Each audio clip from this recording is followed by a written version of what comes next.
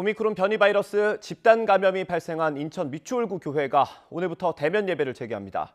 구청의 폐쇄 명령 기한은 끝났지만 확진자는 계속 나오고 있어서 우려가 여전합니다. 현장에 취재기자가 나가 있습니다. 정현우 기자. 네, 인천 미추홀구에 있는 교회에 나와 있습니다. 네, 교회 신도들이 많이 나오고 있습니까? 네, 일단 신도들이 발열 검사를 받고 QR코드를 찍은 뒤 안쪽으로 들어가는 모습을 볼 수가 있었습니다. 지금은 아침 9시에 시작됐었던 2부 예배가 진행 중인데 앞서 아침 7시에 시작이 됐었던 1부 예배에선 100명 정도가 참석했었다고 합니다. 이건 전체 수용 가능 인원의 5% 정도 수준이라 그렇게 많아 보이지는 않습니다. 하지만 감염 걱정이 여전한 만큼 신도 대부분이 온라인으로 예배를 보고 있는 것 같다는 게 교회 관계자의 설명입니다.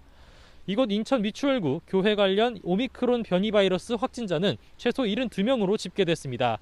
어제 집계로 4명이 늘었고 의심 사례도 1명이 추가되는 등 확산세가 잡히고 있지 않습니다. 하지만 교회 측은 지난 2일 시작된 구청 시설 폐쇄 명령이 끝나서 오늘부터는 대면 예배를 재개할 수 있다는 입장입니다.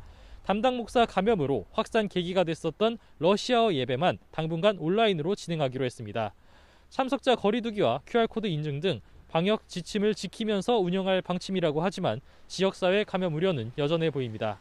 이와 비슷한 종교시설발 감염과 관련해서 정부는 그제 종교활동 인원을 축소하는 방역 강화안을 내놓았습니다. 백신 접종 완료자는 수용 인원의 70%까지만 종교활동에 참석할 수 있습니다. 미접종자를 포함하려면 숫자가 30%로 제한됩니다. 지금처럼 단체 식사나 통성 기도는 계속 금지되고 소모임도 접종 완료자 4명만 모여서 시설 안에서 할 수가 있습니다. 네, 국내 오미크론 변이 바이러스 감염 상황은 어떻습니까? 네, 국내 오미크론 확진자는 모두 178명까지 늘어났습니다. 어제 하루 동안 해외 유입 감염자 사례가 12명이 더 나왔기 때문입니다. 해외 유입을 계기로 국내에서 연쇄 감염이 번지는 사례도 계속해서 이어지고 있는데요.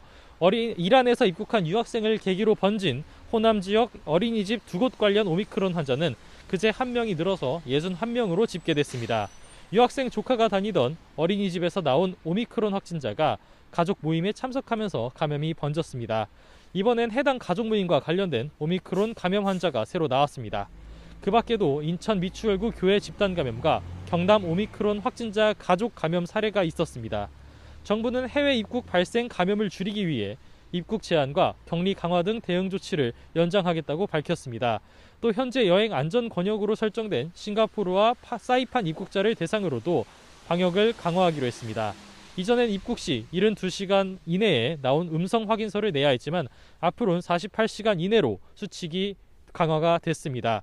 지금까지 인천 미추홀구에 있는 교회 앞에서 YTN 정현우입니다.